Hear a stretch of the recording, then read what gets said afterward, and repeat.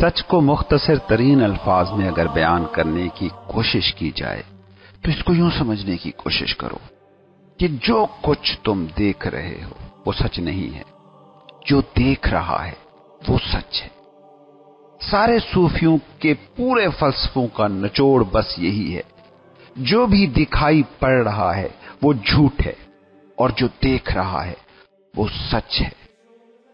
انسان کی مگر حالت اس کے بالکل الٹ ہے، جو کچھ بھی دکھائی دے رہا ہے وہ سچ ہو گیا ہے اور جو دیکھ رہا ہے اس کا تو کسی کو پتا ہی نہیں۔ گھر سچ ہو گیا ہے، گھر کے مکین کا پتا ہی نہیں ہے۔ یہ کیسی حیرت کی بات ہے۔ لوگ پوچھتے ہیں کہ روح کہاں ہے، مگر یہ نہیں سمجھتے کہ جو پوچھ رہا ہے وہی روح ہے۔ تمہیں جو سب سے بڑی غلط فہمی ہوئی ہے وہ یہی ہے کہ تم سمجھتے ہو کہ تم جسم ہو جس میں روح رکھی گئی ہے۔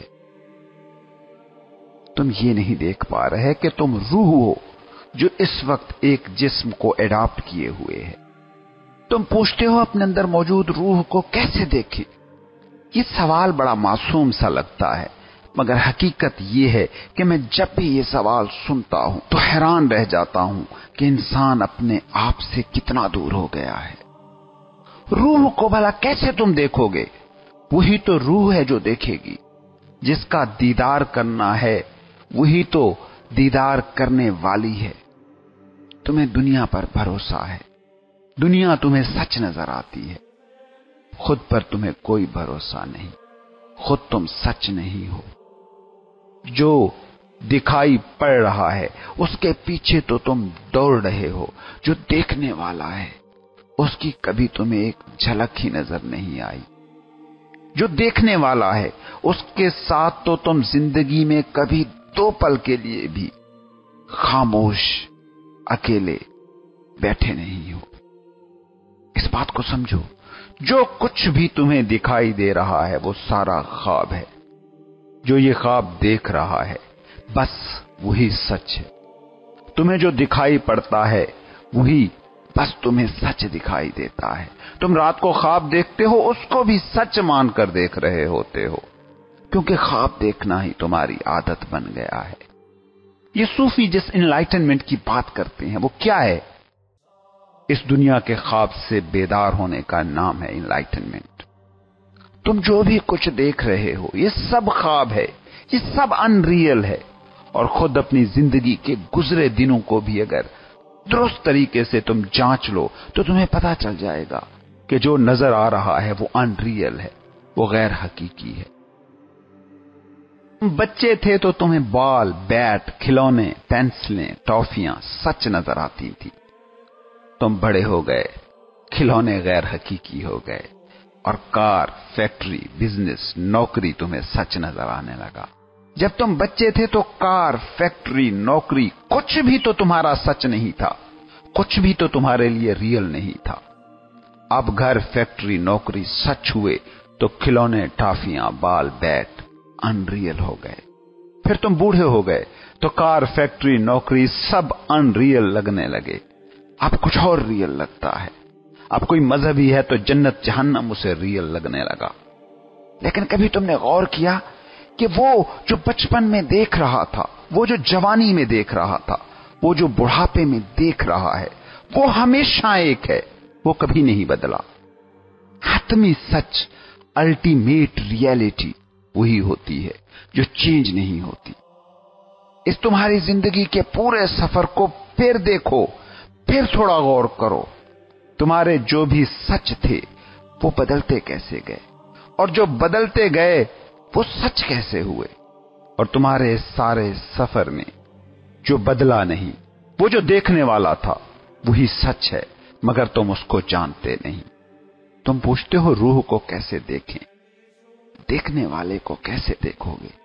جو پوچھ رہا ہے وہی تو روح ہے، اور اس کو تم جانتے نہیں۔ تم کو سمجھ ہی نہیں آ رہی کہ مکان سچ نہیں ہے، اینٹیں سچ نہیں ہیں، مٹی سچ ہے، کیونکہ مٹی تھی، اینٹیں تم نے بنائی تھی، مکان تم نے تعمیر کیا تھا۔ سوچو نا، کون ہے وہ جسے تم میں کہتے ہو؟ تمہارا نام، تمہاری قومیت، تمہاری ذات، تمہاری برادری، یہ سب تم نے جمع کیا ہے، تم نے سنا ہے۔ یہ جسے تم میں کہتے ہو یہ تم ہو ہی نہیں، یہ تمہاری ملکیت ہی نہیں۔ یہ جو تمہاری ایگو ہے اس کی مالک تو سوسائٹی ہے۔ تمہارا مسلم نام ہے، پاکستانی قومیت ہے۔ کیسے؟ کیونکہ تم یہاں پیدا ہوئے، کیونکہ سوسائٹی یہی تھی۔ تم ہندوستان میں پیدا ہوتے تو نام ہندو ہوتا، قومیت ہندوستانی ہوتی۔ تم امریکہ میں پیدا ہوتے، نام کرسچن ہوتا، قومیت امریکی ہوتی۔ یہ جسے تم میں کر کے پکار رہے ہو، یہ میں تمہاری ملکیت ہی نہیں، یہ سوسائٹی کی ملکیت ہے۔ یہ تمہارا خواب ہے، یہ تمہارا سچ نہیں۔ سچ تو وہ ہوتا ہے جو بدلتا نہیں، جو چینج نہیں ہوتا۔ تمہاری میں کیسے سچ ہو سکتی ہے کہ جو پاکستان میں پیدا ہو تو مسلمان اور پاکستانی، ہندوستان میں پیدا ہو تو ہندو اور ہندوستانی، امریکہ میں پیدا ہو تو عیسائی اور امریکن۔ تمہاری عادت ہی خراب ہو چکی ہے۔ تمہیں جو دکھائی دیتا ہے وہی سچ دکھائی پڑتا ہے، جو دیکھنے والا ہے وہ تمہارے لیے جھوٹ ہو گیا ہے، کیونکہ اس کے ساتھ تو تم کبھی بیٹھے ہی نہیں۔ دیکھتے ہو تمہیں کرنے کو کچھ کام نہ ہو تو کیسے بے چین ہو جاتے ہو۔ اپنے ساتھ تم بیٹھ نہیں سکتے، کیسے دماغ میں منصوبے اور یادوں کی پوری دنیا آباد کر کے بیٹھ جاتے ہو۔ تم فری ہو کر بھی فری نہیں ہوتے، بلکہ اکثر تو ایسا ہوتا ہے کہ جو کچھ نہ کر رہا ہو اور بالکل فری ہو وہ زیادہ کام کر رہا ہوتا ہے۔ تم نے کبھی سوچا ہے کہ تم جب سوئے ہوتے ہو اور خواب دیکھ رہے ہوتے ہو، اس وقت تمہیں وہی نظر آ رہا ہوتا ہے جو خواب میں چل رہا ہو۔ یہ تو تمہارے سونے کی حالت ہے، لیکن غور کرو، جو تمہارے نام نہاد جاگتے لمحات ہیں وہ بھی سوئے ہوئے ہی ہوتے ہیں۔ ان میں بھی دیکھنے والے سے تم بے خبر رہتے ہو، اور جو نظر آ رہا ہوتا ہے وہی بس تمہاری حقیقت ہو جاتا ہے۔ تم نے کبھی غور کیا ہے اس بات پر کہ خواب تک تمہیں سچ دکھائی دیتا ہے؟ حماقت کی اور کوئی حد ہوگی، پاگل پن اور کیا ہوگا؟ اور ایسا نہیں ہے کہ پہلی دفعہ تم سپنا دیکھ رہے ہو، روز دیکھ رہے ہو، روز دیکھتے ہو، روز اس سپنے کا ٹوٹنا بھی دیکھتے ہو، مگر پھر بھی سپنے سے آگے دیکھنے کو تیار نہیں ہو۔ روز خواب دیکھتے ہو کہ یہ ہو گیا تو سب ٹھیک ہو جائے گا، وہ ہو گیا تو سب ٹھیک ہو جائے گا، مگر سب ہو جاتا ہے لیکن ٹھیک کچھ بھی نہیں ہوتا۔ اندھا سفر ہے جو بس کیے ہی کیے جا رہے ہو، مگر جاگنے پر تیار نہیں ہوتے۔ اور کوئی جگانے کی کوشش کرے تو اسے پاگل کہتے ہو، غیر عملی انسان کہتے ہو۔ تم نے دیکھا نہیں تمہاری دنیا نے نبیوں صوفیوں کے ساتھ کیا کیا؟ وہ جنہوں نے تمہیں بیدار کرنے کی کوشش کی ان کے ساتھ تم نے کیا کیا؟ تم آسمان کی طرف دیکھنے کی صلاحیت سے ہی محروم ہو گئے ہو، اور کوئی تمہارا منہ آسمان کی طرف کر کے کہے کہ کیوں زمین کے کیڑے بنے ہوئے ہو، اوپر دیکھو وہ کھلا آسمان ہے، تو تم اس کی بات کا توڑ تو نہیں کر سکتے، جوابی دلیل تو نہیں دے پاتے، لیکن الزام لگانا شروع کر دیتے ہو کہ یہ کاہن ہے، یہ جادوگر ہے، یہ پاگل ہے، یہ غیر عملی ہے۔ کہتے ہیں کہ منصور کو پھانسی دی جانے لگی تو اسے ایک اونچے چبوترے پر کھڑا کر دیا گیا، اور جب اسے سولی پر لٹکایا جانے لگا تو وہ ہنسنے لگا۔ کسی نے پوچھا کہ یہ ہنسنے کا کون سا وقت ہے؟ منصور نے کہا، یہ جو جم غفیر مجھے پھانسی پر چڑھا دیکھنے آیا ہے، انہیں دیکھ کر ہنس رہا ہوں کہ یہ بیچارے تمام عمر ہی زمین میں منہ دیے چلتے رہے ہیں، آج میری پھانسی کی وجہ سے ہی صحیح، مگر اوپر کی طرف منہ تو اٹھا کر دیکھیں گے۔ روز رات کو خواب دیکھتے ہو اور صبح جانتے ہو کہ جو دیکھا تھا وہ جھوٹ تھا۔ یہی تمہارے دن کا حال ہے۔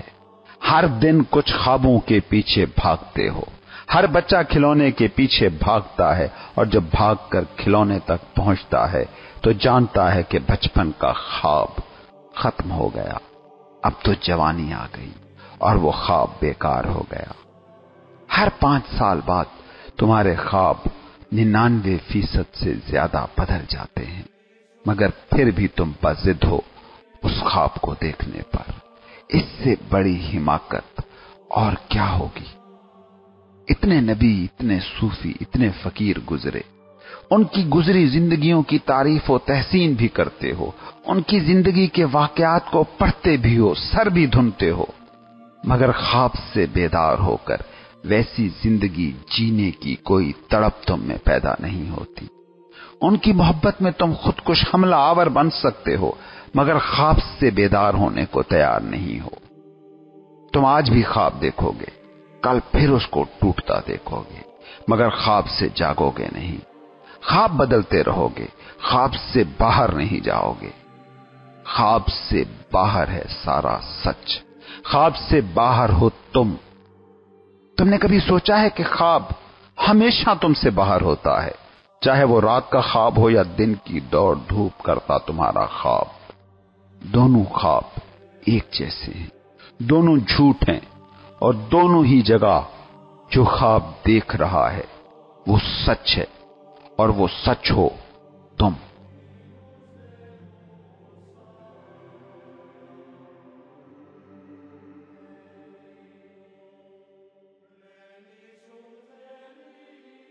پرانے وقتوں کی بات ہے، ایک نیم دیوانے قسم کے صوفی نے گلیوں میں پکارنا شروع کر دیا کہ یہاں کے مولوی جاہل ہیں، قاضی احمق ہیں، سیانے بے وقوف ہیں، حکیم حکمت سے خالی ہیں۔ جو ہی اس کے یہ نعرے زیادہ شدت سے گونجے، بادشاہ وقت تک بھی بات پہنچ گئی، اور اس نے اپنے کارندے بھیج کر اس دیوانے کو گرفتار کر لیا۔ دربار میں اس کے خلاف امن عامہ میں نقص کا مقدمہ شروع ہوا۔ اسے ریاست کا باغی قرار دلوانے کے لیے باقاعدہ جیوری دربار میں بیٹھی۔ قاضی اور وکیل جمع ہوئے۔ دیوانے صوفی نے کہا، اس سے قبل کہ آپ مجھے اس مقدمے میں سزا سنائیں، میری ایک درخواست کو قبول کیا جائے۔ بادشاہ نے کہا، بولو کیا ہے تمہاری درخواست؟ دیوانہ بولا، یہ جو آپ کے دربار میں حکیم، مولوی، صوفی، جج موجود ہیں، ان کے ہاتھ میں ایک عدد کاغذ اور قلم تھمایا جائے تاکہ میرے ایک سوال کا یہ جواب لکھ سکیں۔ سب کے ہاتھوں میں بادشاہ کے حکم سے کاغذ قلم تھما دیے گئے۔ تو اس دیوانے نے کہا کہ آپ نے اس کاغذ پر اس سوال کا جواب لکھنا ہے کہ روٹی کیا ہے۔ بادشاہ سمیت سارے لوگ اس سوال پر حیرت زدہ ہو گئے، لیکن چونکہ بادشاہ پہلے ہی اس کی شرط مان چکا تھا اور وعدہ کر چکا تھا، اس لیے اس نے حکم دیا کہ سب لوگ اس سوال کا جواب لکھیں۔ کسی نے جواب میں لکھا کہ آٹا اور پانی مل کر جو چیز بنتے ہیں وہ ہے روٹی۔ کسی مولوی نے اپنا علم بگاڑنے کے لیے لکھا کہ سوسائٹی میں خرابی کی بنیاد ہے روٹی، مادہ پرستی کی علامت ہے روٹی۔ کسی کیمسٹ نے لکھا کہ پانی اور آٹے کے ملاپ سے جو بیکٹیریل ایکٹیویٹی ہوتی ہے اس سے آٹا خمیر ہوتا ہے، جسے بعد میں توے پر چپٹا ڈال کر پکا لیا جائے تو جو چیز تیار ہوتی ہے اسے کہتے ہیں روٹی۔ کسی نے کہا یہ فوڈ ہے، کسی نے کہا یہ خدا کا تحفہ ہے۔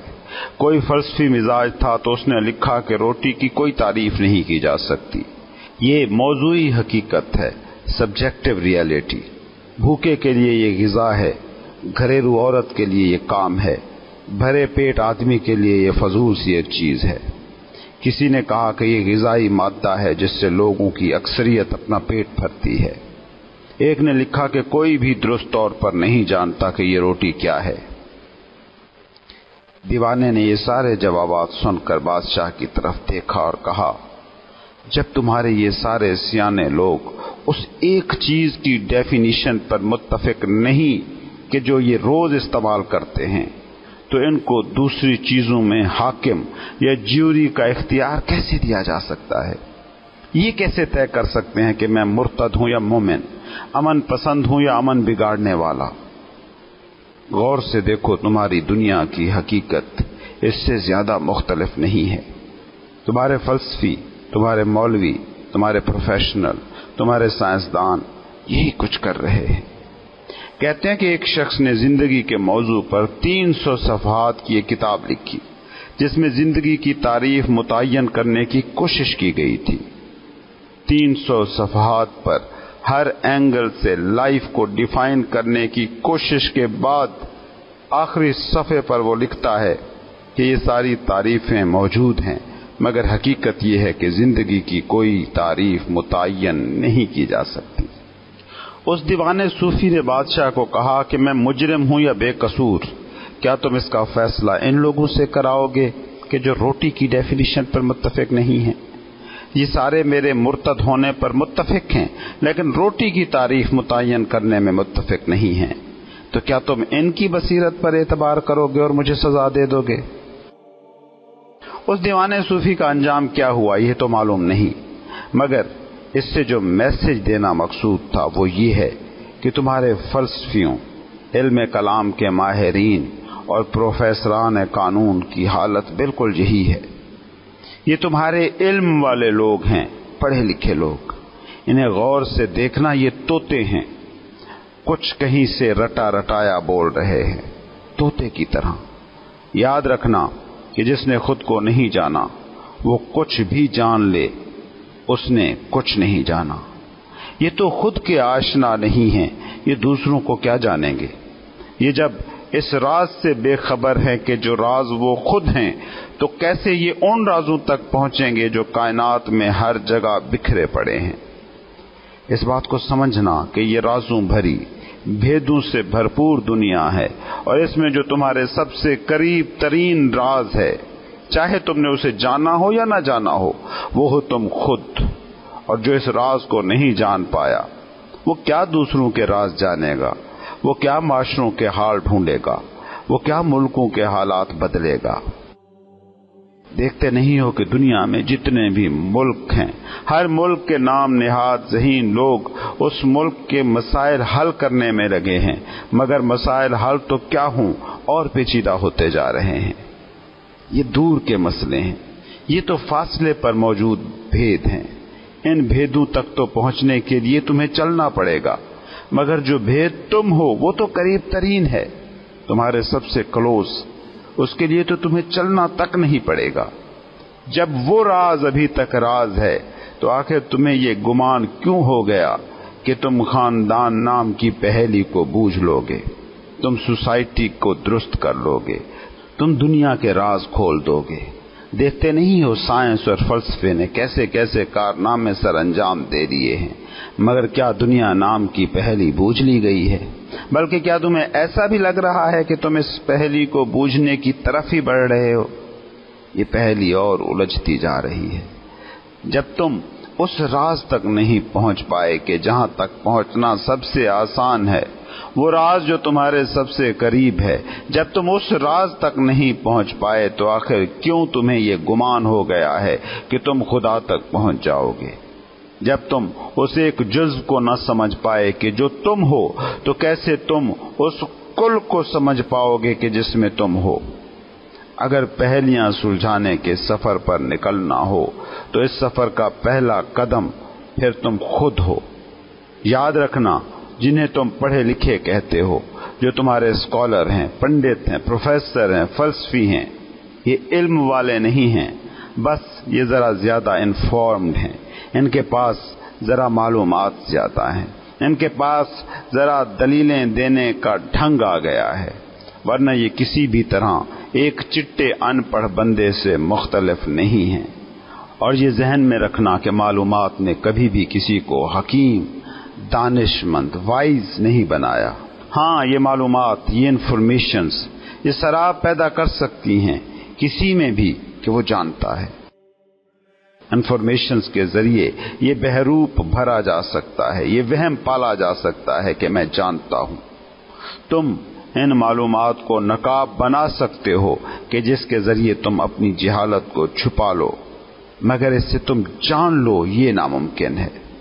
اور مزے کی بات تو یہ ہے کہ جہالت کو تم معلومات سے چھپا تو سکتے ہو، مٹا نہیں سکتے، بلکہ الٹا ہوتا ہے۔ تم انہی معلومات کی وجہ سے اپنی جہالت کو بچا لیتے ہو، پروٹیکٹ کر لیتے ہو، تحفظ دے لیتے ہو۔ جسے معلومات کی شکل میں تم علم کہتے ہو، وہی علم تمہاری جہالت کا دفاع بن جاتا ہے۔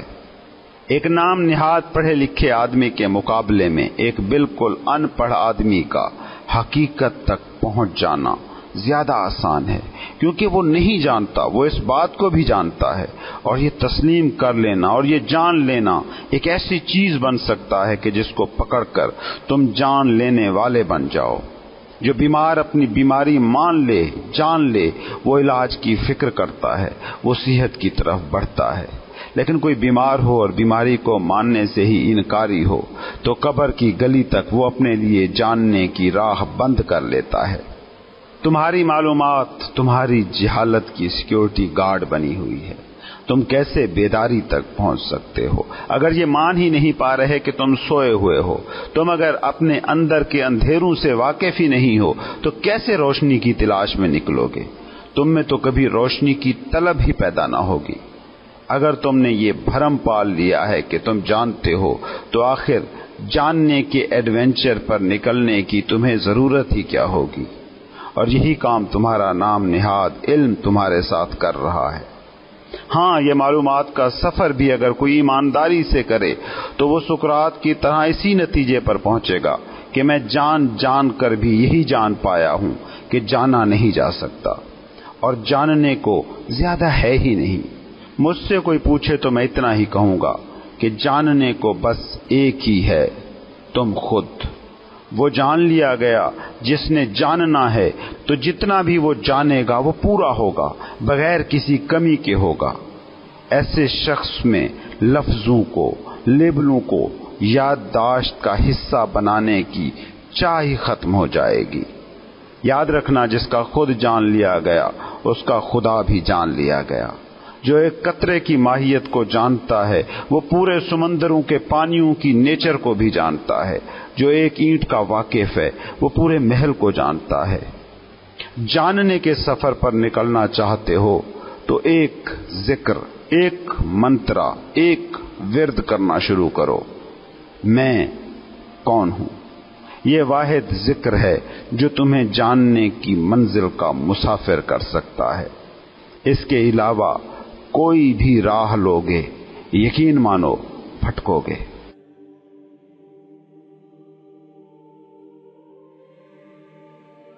تم ایک خزانہ ہو، ایک ایسا خزانہ جسے کھولا ہی نہیں گیا، ایک ایسا خزانہ جو استعمال ہی نہیں ہوا، ایک ایسا خزانہ جس پر تم نے اتنے رنگ و روغن، اتنے پردے، اتنے نقاب تان دیے ہیں کہ وہ خزانہ نہ ہو گیا ہے۔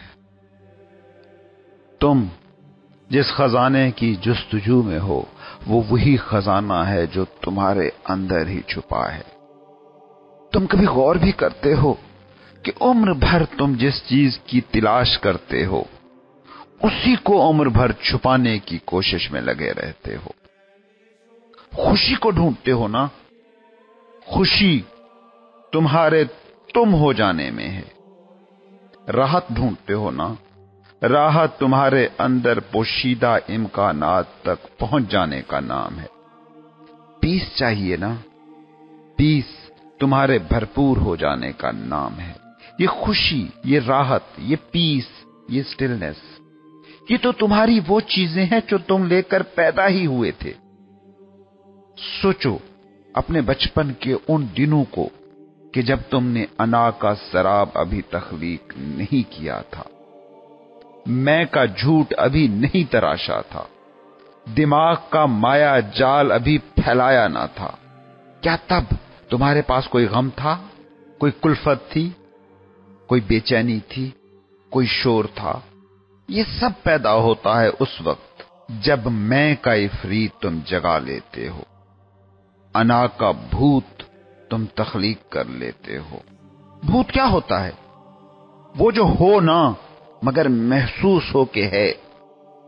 کبھی سوچا ہے اپنی انا کے بارے میں، اپنی میں کے بارے میں؟ یہ ہے نہیں، بس تم نے مان ہی لیا ہے کہ یہ ہے۔ بچپن میں تمہیں والدین ڈرایا کرتے تھے، بیٹا شام کو گلی میں باہر اکیلے نہ جانا، بھوت پریت ہوتے ہیں۔ لیکن جب تم بڑے ہو جاتے ہو تو یہ بات سمجھ لیتے ہو کہ وہ بھوت، وہ جن، وہ سب سراب تھے، تمہارے ذہن میں بٹھائے گئے تھے ताकि तुम रात के वक्त बाहर ना निकलो और घरों तक रहो। बिल्कुल वैसे ही अना झूठ है, इफरीत है, जो मौत के दम तक अना के फरेब से बाहर ना निकल पाया, जानिए कि वो कभी बड़ा ही नहीं हुआ। वो एक मानी हुई चीज को हकीकी जानकर बच्चा बच्चा ही मर गया। इंसानों को देखते हो, एक बड़ी अक्सरियत है इंसानों की जो बड़े हुए बिना ही मर जाती है, जो फूल हुए बिना ही कली कली मुरझा जाती है। बड़ी तादाद में लोग हैं जो कभी फूल नहीं बन पाते। हां, कहीं कहीं कभी कभी कोई इंसान जवान होता है, कली से फूल बनता है और अपनी खुशबू दुनिया भर में फैला देता है।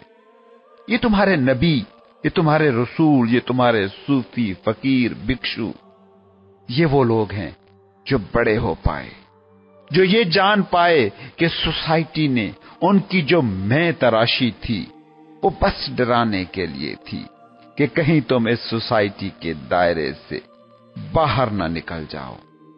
जैसे बच्चे को डराया जाता है कि बाहर भूत हैं, रात के वक्त बाहर ना निकलो। बस कुछ ही लोग थे जिन्होंने समाज के बिठाए इस डर से मावरा होकर जिया, जो हस्ती के आसमान पर सितारों की तरह चमके। देखते हो इन लोगों को कि सदियों की धुंध जिन्हें छुपा नहीं पाती। बुल्ले शाह के जमाने के कितने लोग होंगे कि जो अक्ल में, शक्ल में, दौलत में, मर्तबे में, स्टेटस में उनसे ऊंचे होंगे, मगर कहां हैं वो सब लोग? जब मैं झूठ है तो उस मैं की कमाई, मालो मता, उसके लेबल कितने कोई अहम होंगे। कभी पूछो ना खुद से कि ये जिसे तुम मैं कहते हो ये है क्या? ये कोई फिजिकल वजूद नहीं है। तुम गलती से अपने जिस्म को एक नाम, एक लेबल के मसावी समझ सकते हो, मगर सोचो, क्या ये जिस्म वही नाम है जिस नाम से तुम इसे पुकार रहे हो? आज तुम्हारी याददाश्त चली जाए तो क्या पुकारोगे इस जिस्म को? इस नाम से पुकारोगे? अना के नाम पर जो भी कुछ तुम्हारा कहा जाता है, ये नाम, जात, बिरादरी, नस्ल, कौमियत, इसके बारे में जरा गौर तो करो। ये कितना तुम्हारा है? सिर्फ याददाश्त चली जाए और वो सब कुछ खत्म जिसे तुम समझते हो। मगर जिसे तुम समझते हो वो तुम है ही नहीं, क्योंकि याददाश्त के जाने के बाद भी कुछ बच जाता है। याददाश्त के जाने के बाद भी तो तुम मौजूद हो, तुम तो ना नहीं हो गए हो। मिटता वही है जो झूठ है। जो सच है उसे तुम मिटा कैसे सकोगे? जिस दिन तुम बड़े हो गए, जिस दिन तुमने जान लिया कि बचपन के जिन भूत ही नहीं, तुमने जो मैं तराश रखी है वो भी इफरीत है, वो भी भूत है नहीं, बस तुमने मान रखी है कि है। उस दिन तुम्हारी सारी खोज बदल जाएगी, सारे रास्ते बदल जाएंगे, जिंदगी की सिमत बदल जाएगी। याद रखो, तुम इस दुनिया में उसको तलाश करने के लिए भेजे गए हो जो तुम अपनी हकीकत में हो। इस जमीन पर तुम उसी से मिलने आए हो जो तुम हो, कुछ और नहीं होना। जो तुम हो उसी से अपनी पहचान करानी है। उसको जान लिया तो खुदा को जान लिया। हजरत अली कहते थे, मन आरफा नफ्सहू फकद आरफा रब्बा। जिसने खुद को जान लिया उसने रब को जान लिया। कौन है ये खुद? क्या तुम्हारा नाम है? क्या तुम्हारी नौकरी है? क्या तुम्हारी फैक्ट्री है? क्या तुम्हारी जात, बिरादरी, मजहब, फिरका है? क्या तुम्हारा स्टेटस है? क्या इनको जानकर तुम रब को जान सकते हो? तो फिर कौन है वो? कौन है खुद? कौन हो तुम? वो जो मैं के सारे लेबलों से मावरा है, وہ جو تمہارے مینٹل سٹرکچر سے ماورا ہے، وہ جو میموری کارڈ کے بغیر بھی ہے، اسے جان لیا تو رب کو جان لیا۔ قطرے نے جان لیا کہ وہ قطرہ ہے تو اس نے یہ بھی جان لیا کہ وہی سمندر ہے۔ کرن نے جان لیا کہ وہ کرن ہے تو اس نے یہ بھی جان لیا کہ وہی سورج ہے۔ سیل نے جان لیا کہ وہ سیل ہے تو اس نے یہ بھی جان لیا کہ وہی انسانی جسم ہے۔ زندگی نے جان لیا کہ وہ زندہ ہے تو اس نے یہ بھی جان لیا کہ وہی کل زندگی ہے۔ ذرے نے جان لیا کہ وہ ذرہ ہے تو اس نے یہ بھی جان لیا کہ وہی صحرا ہے۔ سمندر کیا ہے؟ قطروں کا اکٹھ ہی تو ہے۔ صحرا کیا ہے؟ ذروں کے اجزاء کا کل ہی تو ہے۔ جسم کیا ہے؟ خلیوں کا کل ہی تو ہے۔ خدا کیا ہے؟ خود کا مجموعہ ہی تو ہے۔ تم اس دنیا میں خود کی تلاش کے لیے ہو، خود تلاش کر لیا تو خدا کو پا ہی لیا، اور جس دن تم نے یہ خود پا لیا تو تب تم جانو گے کہ تم کبھی ناپاک ہوئے ہی نہ تھے کہ پاک ہونے کی کوشش کرتے۔ تم یہ جان لوگے کہ تم کبھی انلائٹنمنٹ کی حالت سے ایک پل کے لیے بھی باہر نہیں گئے ہو۔ اس کو پا لیا تو جان جاؤ گے کہ جھیل ہمیشہ ہی اپنی تہ میں ساکت تھی، بس تم اپنی تہ تک نہ پہنچے تھے۔ جھیل کی سطح پر جتنے بھی طوفان اٹھ رہے ہوں، کبھی اس کی تہ میں کچھ نہیں ہوتا، وہاں ہمیشہ سکوت ہوتا ہے، سکون ہوتا ہے، کوئی شور نہیں ہوتا۔ جھیل کی سطح پر لہروں کے طوفان بھی اٹھ رہے ہوں تو بھی جھیل کے باطن کے سکوت کو کبھی فنا نہیں کر پاتے۔ کبھی تجربہ کر کے دیکھو، جب تم شدید غصے میں ہوتے ہو، جسم کا رواں رواں کانپ رہا ہوتا ہے، منہ سرخ، جسم پسینے میں شرابور ہوتا ہے، اس وقت بھی اگر تم اپنے اندر جھانک کر دیکھ سکو اور اس کو دیکھ لو کہ جو دیکھ رہا ہے کہ تمہارا جسم اور تمہارا ذہن اس وقت غصے کی حالت میں کس کرب سے گزر رہا ہے، تو تم دیکھو گے کہ غصے کی یہ ساری کپ کپاہٹ اس پوائنٹ کو چھو ہی نہیں رہی۔ یہ غصہ تمہاری ہستی کی جھیل کی بس سطح ہے، اس کا تمہاری زندگی کے جھیل کے باطن سے کچھ بھی لینا دینا نہیں ہے۔ جب تم ڈر سے کانپ جاتے ہو، لالچ سے ہل جاتے ہو، نفرت سے تڑپ جاتے ہو، تو تب بھی کوئی ہوتا ہے تمہارے اندر جو اس سے متاثر نہیں ہوتا۔ وہی شاہد ہے، وہی گواہ ہے، وہی دیکھنے والا ہے، وہی کانشیسنس ہے، وہی شعور ہے، وہی وٹنس ہے، اور یہی وٹنس، یہی دیکھنے والے ہو تم۔ تم وہ لرزتا جسم نہیں، کسمساتا دماغ نہیں، بلکہ وہ ہو جو جسم کی کمپن کو دیکھ رہا ہے، دماغ کی بے چینیوں کو دیکھ رہا ہے۔ یہ وٹنس جھیل کا باطن ہے، جھیل کی تہ ہے، اس میں کبھی کوئی تبدیلی نہیں آتی، یہاں کبھی کوئی شور نہیں ہوتا، یہاں کبھی کوئی طوفان نہیں آتا، یہاں وہ خود ہے جو خدا کو جانتا ہے۔ تم نے دماغ سے خدا کو جاننے کی کوشش کی، نہیں جان سکو گے۔ صدیوں سے دلیلوں سے خدا کو ثابت کرتے آ رہے ہو، جتنی خدا کے وجود کی مضبوط دلیلیں تم لائے ہو، اس سے زیادہ مضبوط دلیلیں خدا کے نہ ہونے کی موجود ہو گئی ہیں۔ خدا کسی دلیل کے ترازو پر نہیں تول سکتا، خدا دلیل کے دائرے سے باہر کی حقیقت ہے، جیسے خود اس دائرے سے باہر کی حقیقت ہے۔ یاد رکھنا، خدا کو خود ہوئے بنا نہیں دیکھا جا سکتا۔